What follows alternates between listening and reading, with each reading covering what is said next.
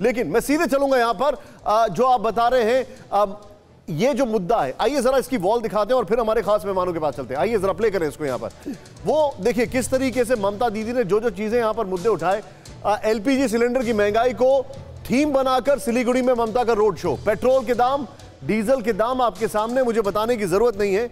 और यहां पर 7 मार्च की बात है, लेकिन जो इंटरेस्टिंग बात है वो यहां पर मैं आपको बताना चाह रहा हूं कि एक लोकल इशू को उन्होंने ले लिया। अनिला जी, अब इससे तो कोई नहीं बच सकता। ये एक इशू है जो देश का इशू है, ये एक इशू है जिससे हर कोई परेशान है। हम लोग विकास की बात कर सकते हैं, जय श्री राम की बात कर सकते हैं, लेकिन उन्हीं स्वामी विवेकानंद जिन्होंने आपने जिनका जिक्र किया, उन्होंने भी कहा है कि भूखे पेट भजन नहीं हो सकता। इस पर आपका क्या रिएक्शन? ये महंगाई एक बहुत बड़ा इशू है। बिल्कुल बिल्कुल। देखिए, अगर हम गैस सिलेंडर की बात करें या पेट्रोल की बात करें, डीजल की बात करें, कोई भी पेट्रोलियम प्रोडक्ट जो है उसकी बात करते हैं, और जब उसके दाम बढ़ते हैं तो चाहे आपकी जेब हो, चाहे वो मेरी जेब हो, कोई भी आम इंसान जो है उसकी जेब हो, उसको वो जब उस पर भार पड़ता है तो आर्थिक भार पड़ता ही पड़ता है। उसमें मैं बिल्कुल उसमें कोई दो राय नहीं है, मैं इसको नकार भी नहीं सकती हूँ। परंतु जाति कब होती है? जाति तब होती है जब केवल और केवल केंद्र सरकार के ऊपर उंगली उठाई जाती है कि भाई भारतीय जनता पार्टी जो है वो इसके लिए रिस्पॉन्सिबल है, ये जो दाम बढ़ रहे हैं। क्या आप ऐसा नहीं करते थे? क्या 2014 से पहले आप ऐसा नहीं करते थे? मैम, क्या 2014 से पहले आप ऐसा नहीं करते थे? जो चीज आपको बोनस में मिली उसको आपने अपना हक समझ लिया। अगर क्रूड ऑयल के प्राइस दुनिया भर में कम हो गए तो आपने प्राइस कम नहीं किए, वो आपके लिए बोनस था, आपने उसको हक बन गया। आपने उसको कभी भी पास ऑन नहीं किया कंज्यूमर को। आपको फिर से पूछना पड़ेगा। मैं कह रहा हूं कि क्या आपने 2014 में ऐसा नहीं किया था?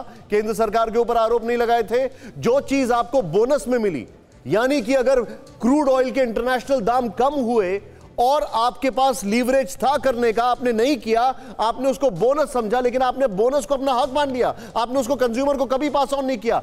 राज्य सरकार छोड़िए, केंद्र की मैं बात करता हूं। जी, मैं उत्तर दे देती हूँ। जी, अक्सर कहा जाता है कि जब क्रूड ऑयल के दाम कम थे तो क्यों नहीं पेट्रोल और डीजल के दाम कम किए गए? जरा पूछिए यूपीए सरकार से कितना फिजिकल डेफिसिट छोड़कर गए थे ये लोग। पूरा खजाना खाली कर चले गए थे। देश कैसे चलेगा? देश कैसे चलेगा? पूछा कभी? प्रॉब्लम क्या होती है ना, जब किसी भी बीजेपी नेता से आज की समस्या पे बात करो तो वो चला जाता 1947 में सीधे। क्यों नहीं करें? आपको कितना समय हो चुका है सरकार में? सत्ता में आए थे, आपको कितना समय हो चुका है? अगर आप ये फैक्ट्स की बात कर रही हैं तो मुझे एक बात बताइए, क्रूड ऑयल के क्या दाम थे जब आपकी सरकार बनी थी? मुझे बता दीजिए, क्रूड ऑयल के क्या दाम थे जब आपकी सरकार बनी थी?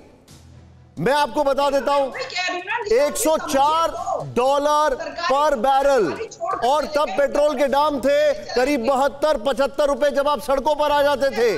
आज क्रूड ऑयल के दाम है $60 पर बैरल और पेट्रोल के दाम कितने हैं? 90 रुपए। अब आप मुझे बताइए, 1947 में भी यही हुआ होगा?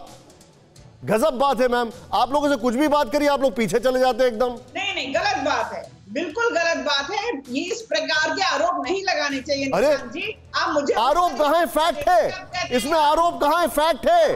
आप अपनी इकोनॉमिक्स की किताब खोल के देख लीजिए, मैं कहाँ आरोप लगा रहा हूँ। मैं तो आपके सामने फैक्ट्स रख रहा हूँ। देश चलाना होता है, कैसे चलाया जाए?